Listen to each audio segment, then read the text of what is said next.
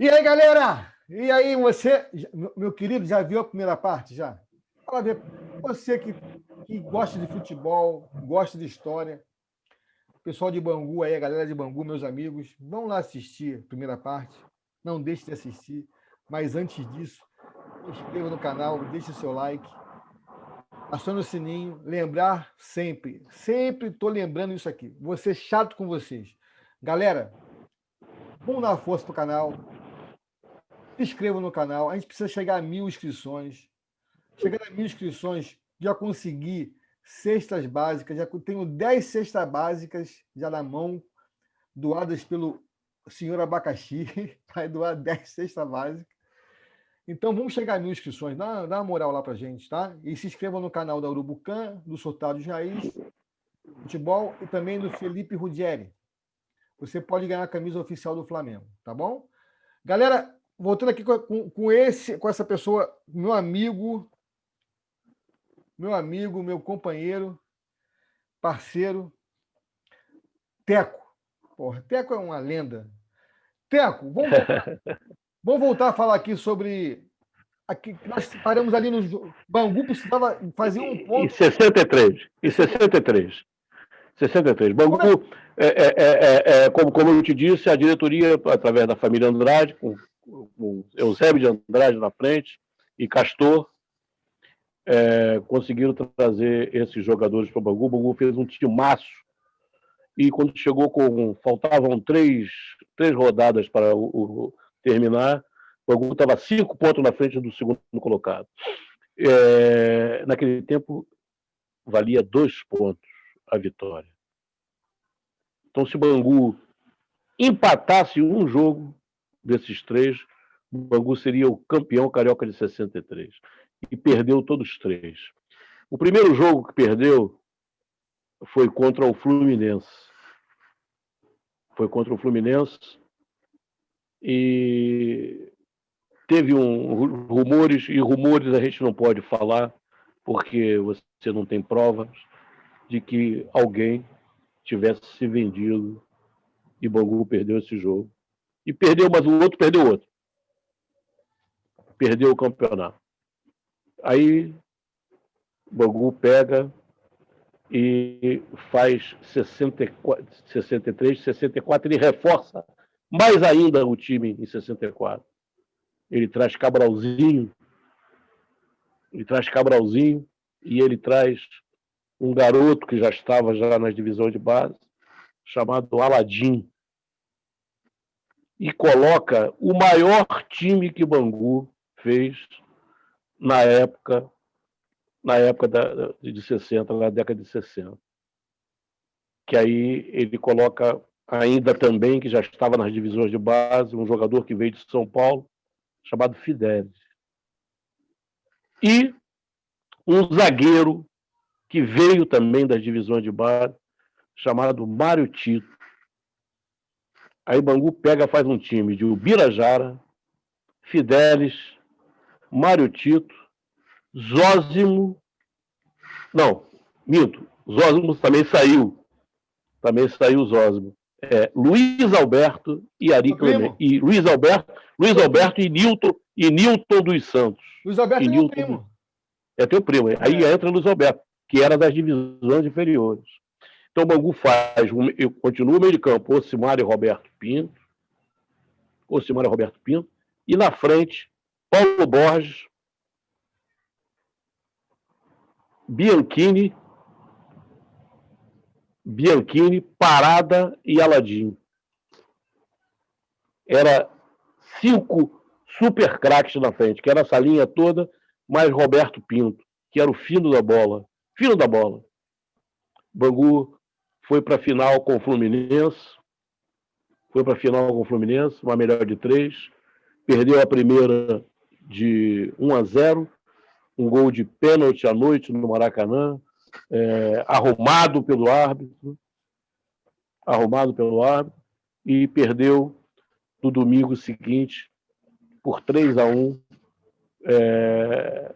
com um problema que o Birajara no sábado foi operado. Operaram o Birajara no sábado para jogar, e ele não jogou contra o Fluminense, jogou Aldo, era um goleiro que veio do Corinthians, e nunca tinha jogado no Bangu, jogou a partida final. Você vê que era uma responsabilidade. O Bangu foi vice-campeão. E até chegar a 65, de novo, o Bangu foi vice-campeão. De novo? Em 65. De novo vice-campeão, em 65. Para chegar em 66, fechar com chave de ouro, ganhando o teu Flamengo por 3-0. Parar o jogo aos 20 minutos do segundo tempo. Fora o se não baile. parasse, seria de 6. Parar o baile. Quem foi? Se não param, Quem foi se não param esse jogo. Quem foi que... Se não param esse... Fala, desculpa. Se não param esse jogo, seria de 6. Então, eles resolveram parar o jogo porque os mulatinhos rosados estavam endiabrados e já estava 3-0 e ia ser mais, muito mais. E qual foi o time do Bangu para esse jogo? O Bangu jogou com... Esse jogo o Bangu jogou com o campeonato inteiro. Jogou com Birajara, Fidelis, Marítimo, Luiz Alberto e o Ari Clemente, que veio do Corinthians, lateral esquerdo do Corinthians. Aí o Roberto Pinto já tinha saído, aí ficou o meio de campo com Ocimar e Jaime, que veio do Bom Sucesso, jogava muito, Jaime. Na ponta direita, Paulo Borges, Parada já tinha saído, em 66, aí trouxeram, primeiro jogou o Enio, o primeiro turno, no segundo turno, o Bangu trouxe Ladeira, trouxe do Corinthians, Ladeira, aí já estava com Paulo Borges, Ladeira, Cabralzinho e Aladim.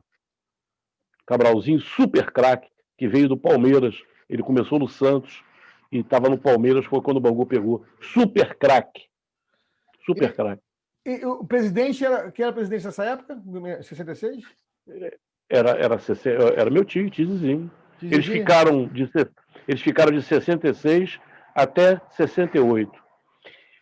Foi quando saiu o AI-5 e Castor foi preso e foi obrigado a sair do Bangu. O pai, naturalmente, saiu junto. E o técnico era nessa época? Nessa época, o técnico era o técnico da seleção argentina, chamado Alfredo Gonzalez. Então, naquela época, já tinha um técnico estrangeiro? No Bangu, foi o campeão com o Bangu. Foi campeão. Alfredo Gonzalez ficou no Bangu, não ficou só em 66, não. Ele ficou em 66, foi em 67. Em 67 nós fomos de novo para a final. O Bangu foi às finais. 63, 64, 65, 66 e 67. 67 a final foi com o Botafogo. O Bangu perdeu de 2-1, roubado pelo juiz, que anulou um gol de Delveco de cabeça, que o empate dava o campeonato ao Bangu e ele anulou. Ô, Celso, nessa época não tinha um brasileiro, não, né? Campeonato brasileiro. Nessa época não tinha. Nessa época tinha o Roberto Gomes Pedrosa, que era o tal do Rio São Paulo. Entendeu? Eu fui ver várias partidas do Bangu em São Paulo, o Bangu jogando o Rio São Paulo. Era só futebol, se limitava a Rio São Paulo. Depois que Minas começou a entrar, que o Cruzeiro fez aquele timaço com Tostão, Natal, Dirceu Lopes, Piazza, entendeu? E nessa época o Bangu não conseguiu nenhuma conquista com a Taça São Paulo, Taça Rio São Paulo? O Bangu conseguiu ganhar o Torneio dos Campeões em 66. Em 66 mesmo, ele conseguiu ganhar esse Torneio dos Campeões entre Bangu, Palmeiras, Atlético, Cruzeiro e mais um outro time lá que eu não me lembro. Fizeram um campeonato e Bangu ganhou a final contra o Atlético no Mineirão, 2-1. Então foi a primeira vez que se reuniu, nessa época, em 66, reuniu o time do Rio e o time de Minas Gerais, não é isso? Não, Minas Gerais entrou, que antigamente entrava o Rio e São Paulo. Aí depois Minas Gerais entrou, aí fizeram esse torneio, chamava-se Torneio dos Campeões, e Bangu foi o campeão. Antes disso, Bangu em 1960, ainda na era Silveirinha, ele foi campeão entre os 12 maiores clubes do mundo, os 12 campeões da América do Sul, Europa Bangu foi campeão nos Estados Unidos, que dizem que a CBF vai oficializar esse título. Mundial. Bangu foi campeão mundial, 1960. Bacana isso. Olha, Bangu fez o Silveirinha fez um time do Bangu que numa só temporada, foi a temporada de 54, o time fez 656 gols. A linha era Joel, Menezes, Zizinho, Moacir Bueno e Nívio. O Nívio, Bangu nessa época, pegou o Bayern de Munique. Bangu nessa época era o time brasileiro que mais excursionava e jogava pelas Europas. O Bangu pegou o Bayern de Munique dentro de Munique e mandando de 4-0, 4 gols de Nível. 4 gols de Nível. E até o Globo Esporte fez uma matéria homenageando naturalmente. Foi quando o Atlético foi jogar as finais lá contra o Bayern de Munique, você lembra disso? Aí o Globo fez uma matéria dizendo o dia em que um mineiro arrasou com o terceiro Reich. Foi o dia que o Nível, que era mineiro, que era do Atlético, o Bangu, o Silveirinha o contratou a jogar no time de Zizinho, dessas porra. Os maiores craques do mundo jogavam no Bangu. Zizinho era o maior jogador de futebol do Bangu, do mundo, e o Bangu comprou ele do Flamengo. Entendeu? Então, nesse dia, o Nível meteu 4 gols, foi 4-0 o Bangu. 4-0. O Bangu escangalhava com qualquer time lá fora. Bangu, essa reunião de 54, esse time de 54, meteu esses 656 gols. Caramba! 656 gols. Eu pergunto a você aí, qual é o time aí que faz, numa temporada, faz 656 gols? A frente do time era essa que eu estou te falando. Joel, Menezes, Zizinho, Moacir Bueno e Nível. O Nível chutava tão forte, e era um cara fraco, franzino, com a perninha fininha, mas o chute dele era um canhão. Era um canhão. Ele era o ídolo do Atlético Mineiro. Silveirinha foi lá e pegou e trouxe para Bangu. Jogou, sabe quantas temporadas no Bangu? 9. 9 temporadas. Você sabe o que é um jogador jogar 9 temporadas? O Bangu teve tudo na mão para ser um dos maiores clubes do Rio de Janeiro, mas só que aqui a imprensa, a mídia não deixava um time de Operário fazer isso. Ser campeão. A mídia não queria. Não era bom para a mídia. Não era bom para a mídia. Bangu, Silveirinha fez vários times de arrasa quarteirão. Fez um estádio de futebol para o Bangu. Bangu, quem tinha estádio de futebol bom era o Vasco da Gama e Bangu. Bangu, em 37, fez o Moça Bonita.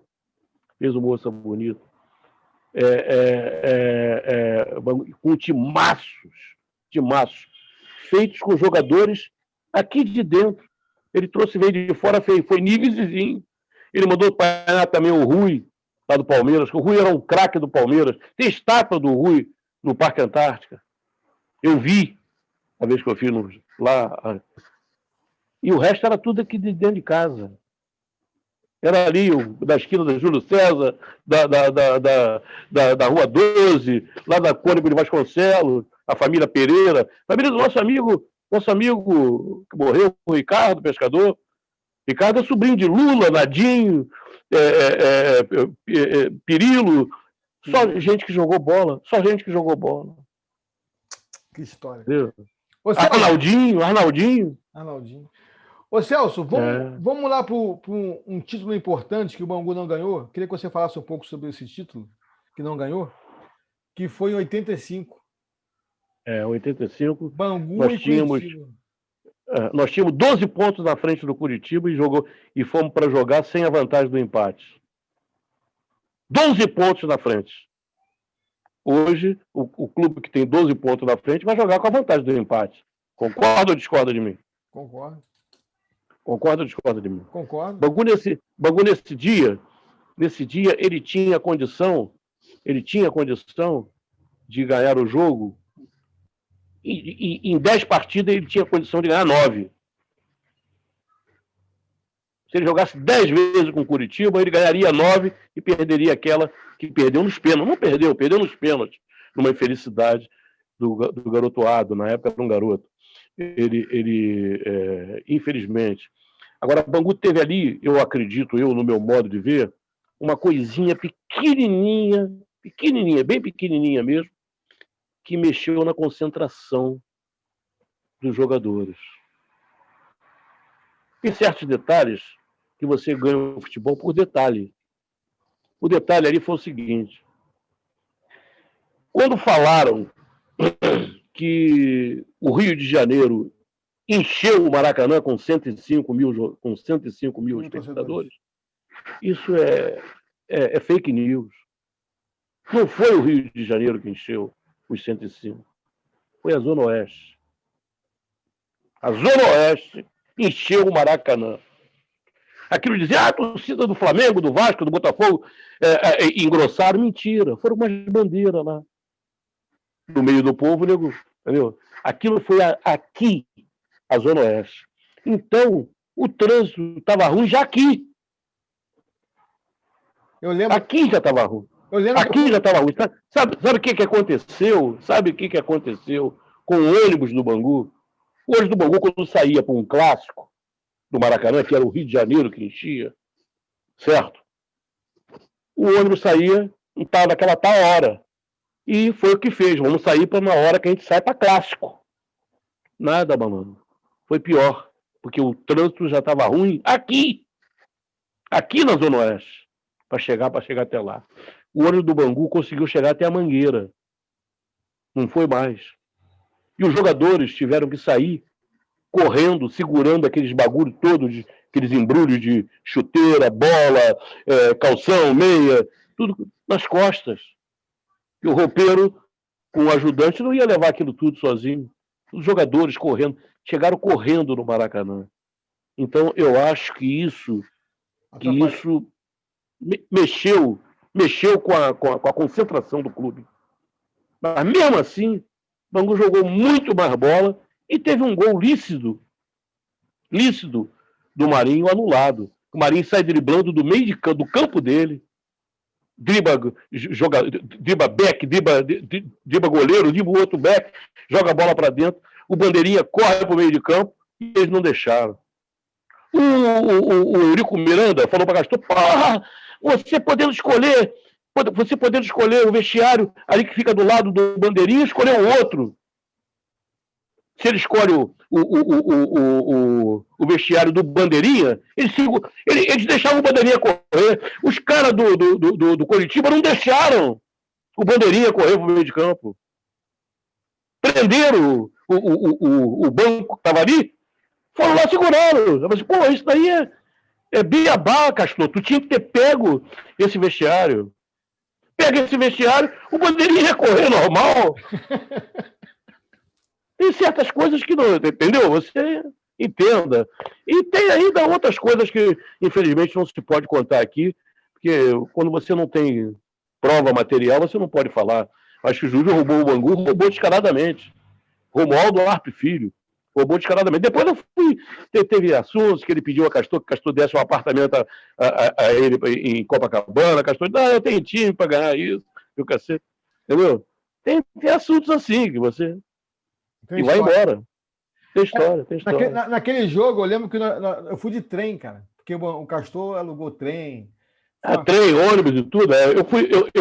Ele me deu, Castor na época, me deu 20 ônibus para me tomar conta, para me levar. Aí eu botei os ônibus ali, tudo em frente na minha farmácia que tinha ali. E ali eu enchi os 20 ônibus e fui junto, comandando, né, para chegar os ônibus, tudo bonitinho, certinho. Depois pegar todo mundo de volta para trazer. E Castor alugou na época, me parece, que foi um total de 120 ônibus. Estou falando a você, quem encheu o Maracanã não foi o Rio de Janeiro, foi a Zona Oeste. Aí eles falam isso, Aí eles falam que a torcida do Flamengo, torcida de porra nenhuma, rapaz. Tinha lá os caras com a bandeira, entendeu? Mas a torcida era a torcida daqui, da área de Bangu, Padre Miguel, Realengo, Camará, Santíssimo. Esse pessoal que encheu o Maracanã. Não, quando eu cheguei, quando eu subi lá, soltei do trem, quando eu subi aquela rampa ali, você olhava assim, aquele mar vermelho e branco. Mar vermelho e branco. Mar vermelho e branco. Antigamente no Maracanã tinha quando o jogo muito cheio, os caras não podiam descer. Às vezes tinha lugar lá embaixo, mas eu não podia descer, né? Nesse dia veio gente assim, ó, passando por cima das pessoas. Eu só me lembro, assim, um jogo desse tamanho de público, foi parece que 105 mil pagantes. Mas tinha muito mais. O Maracanã era um roubo só. Fui ver um jogo do Maracanã, Brasil e Paraguai, eu acho que foi Brasil e Paraguai, que tinha 184 mil pagantes. Porra, tinha 250 mil pessoas lá dentro.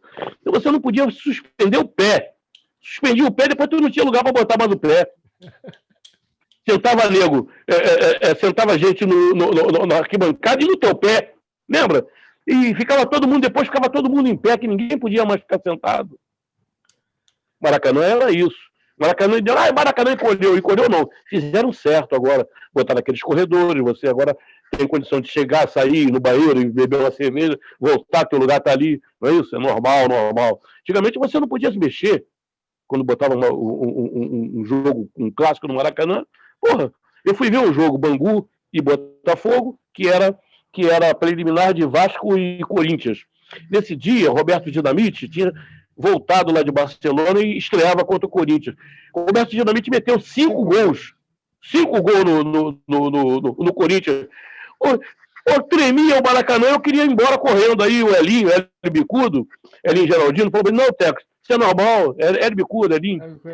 Que ele é engenheiro, né? Eu falei: isso é normal, Teco. Isso é normal que o Maracanã mexa assim. Eu nunca tinha visto.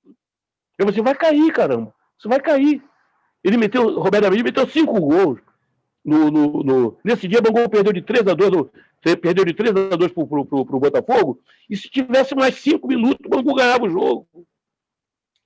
jogo. Ô, Teco, para a gente encerrar o Bangu aqui, depois a gente vai voltar para a terceira parte, a gente vai falar, quero que você me ajude, a gente vai falar sobre alguns clubes. Teco, para o Bangu melhorar hoje, o Clube Bangu. O Clube Bangu. O que é necessário?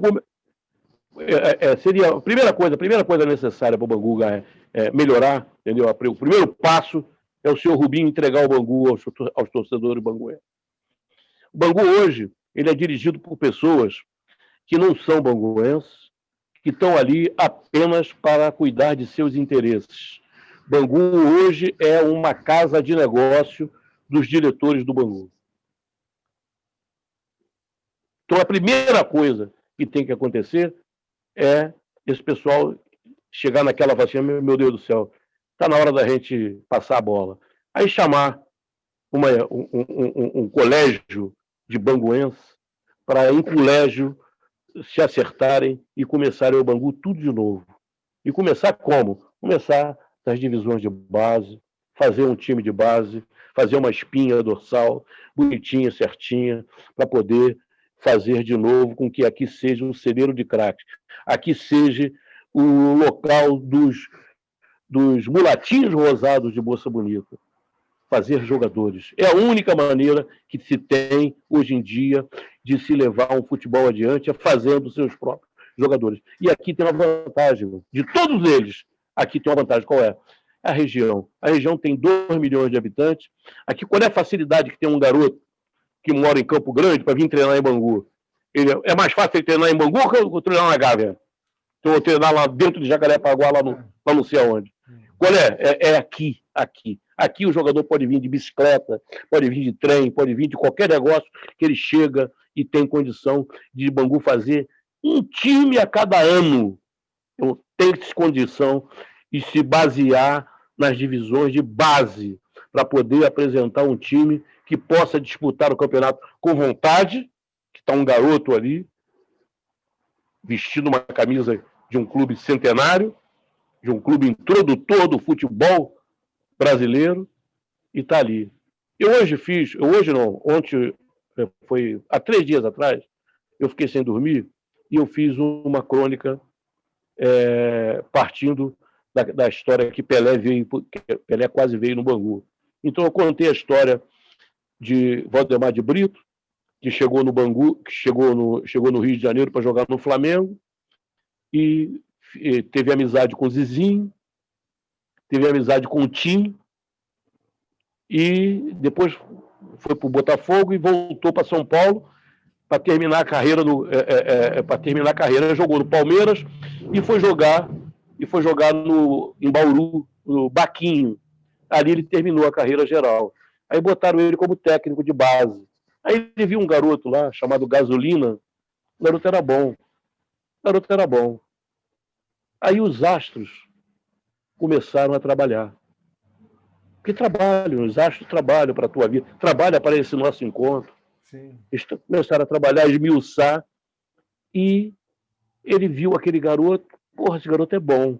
Aí confirmou num jogo de clássico lá do Bauru, ele confirma, o garoto mete 7 gols. Esse é o garoto. Aí logo depois ele encontra com o Tim, aí o Tim pergunta, escuta, lá não tem ninguém, tô lá no Baquinho, e lá não tem ninguém, tem um garoto lá, que ele cabe no time do Bangu. Cabe no time, cabe. E tem mais ainda, ele é ídolo de Zizinho. O Bangu tinha um time que esnobava a rapaz, ia para a Europa jogar. Vamos lá pegar esse garoto. Aí ele foi lá, falou com o Silveirinho, vai lá, e confirma. Ele foi lá, confirmou, voltou, doutor, traz. Aí foram lá para trazer o garoto.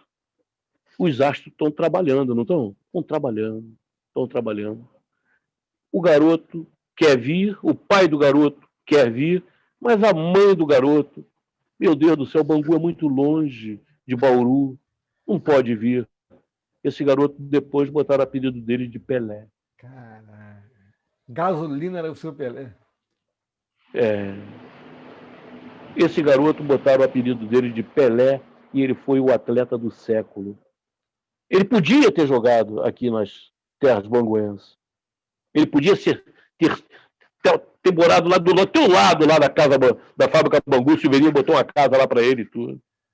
Entendeu? E hoje ele estaria aqui com a mansão aqui, entendeu? E o Bangu seria conhecido por todo mundo como um introdutor do futebol no Brasil e um introdutor do maior jogador de futebol do mundo. Tu já imaginou isso, rapaz? Que história. A história seria outra. O Bangu não teria 2 campeonatos. O Bangu teria uns 4 campeonatos do mundo, teria uns 10 aqui do Rio de Janeiro, uns 4 campeonatos brasileiros. Por aí. Que história. Então, Céu, eu vou encerrar aqui o segundo bloco, a gente volta no terceiro para falar dos clubes. Então, seu Rubinho, devolva o clube para os moradores de Bangu. Posso mandar um recado para o Rubinho? Pode. Posso mandar um recado? Pode. Doutor Rubem Lopes, presidente da Federação de Futebol do Rio de Janeiro. Por favor, doutor, muito obrigado pelos seus serviços prestados à torcida banguense, pelo que o senhor tem feito pelo Bangu, e o seu presidente, que é o seu Ângelo, também muito obrigado. Chegou a hora do senhor agora descansar e deixar esse trabalho para a torcida banguense, para o verdadeiro torcedor banguense, gerir os destinos do seu clube. Por favor, senhor Rubinho, por favor. Então, Celso, eu queria falar o seguinte, eu joguei no Bangu, tive a honra de jogar no Bangu, futebol de salão, em 88, o senhor Ângelo era diretor lá do Bangu. Mas assim, o que mais deixa saudade era a piscina do Bangu. Tinha a piscina do Bangu, a gente almoçava lá, ficava na piscina o dia todo. Tinha o clube onde tinha aqueles bailes, né? Então, existia uma vida social dentro do bairro, que hoje não existe mais. Tranquilo. Hoje não existe mais. Hoje se tornou sapataria. Olha só, eu nadei, joguei waterpolo pelo Bangu, joguei futebol de salão com o seu Chiquinho, joguei voleibol, mas eu nadei e joguei waterpolo oficialmente. Eu fui juvenil júnior do Bangu, treinei com o Celém, com o seu Paulo, Bangu, o doutor Silveirinha fez uma obra em Bangu para os garotos de Bangu frequentarem, que era a Piscina Bangu, que foi a maior obra já feita aqui no bairro. Ele deu condição ao filho do pobre poder entrar numa piscina e se revelar como grande nadador, grande jogador de waterpolo. Eu agradeço isso ao doutor Silveirinha, que foi o homem que, para mim, ele foi o maior nome dentro de Bangu, para a feitura do Bangu e do bairro. Então é isso aí, uma história bonita. A gente vai voltar no terceiro bloco. Se inscrevam no canal Jogador. Se inscrevam, assistam esse vídeo que está maravilhoso. É a história do meu bairro, a história do Bangu. Um bairro charmoso, um bairro bonito, um bairro onde teve craques e um bairro que quase teve Pelé como jogador de futebol, dentro do Bangu. Então, galera, se inscrevam. A gente volta para o terceiro bloco. Não saia daí. Curta aí, acione o sininho. Deixe seu like, se inscreva, peça ao seu vizinho para se inscrever no canal Surtado de Raiz de Futebol, beleza? A gente volta já. Tá bom, estamos aí. Nelson, a gente volta